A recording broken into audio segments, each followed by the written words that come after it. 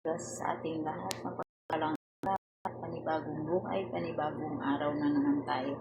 So, mag-umpisa tayo magluto. So, itong aking lulutuin ay beef soup. Itong aking kailangan radish, garlic, onion leek, and onion. Ayan. So, ano ko muna yung beef.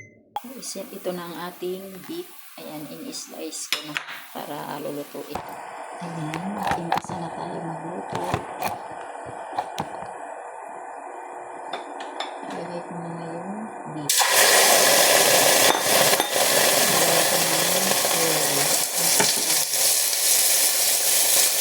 Ilagay ko na yung bawang.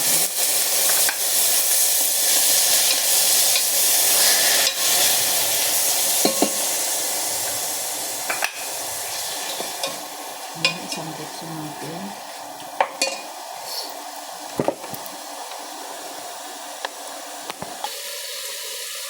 Lagyan na natin ang ating radish.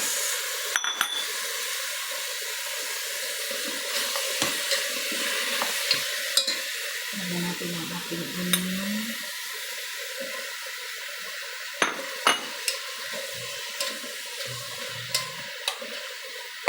Lagyan natin siya ng paminta.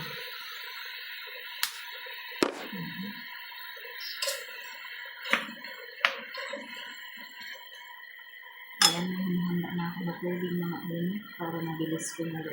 So, ilagyan natin. Lutuin natin siya ng 40 minutes hanggang sa lumambot yung beef.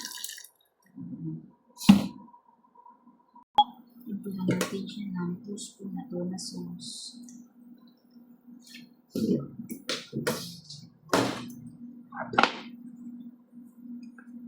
1 spoon ng soy sauce.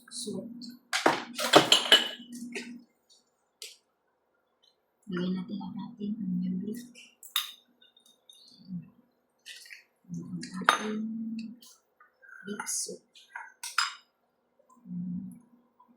So, ayan ang ating beef soup. Hintayin na lang natin siya na maluto ng 40 minutes. Ayan, luto niya. Thank you so much. Ayan ang ating beef soup.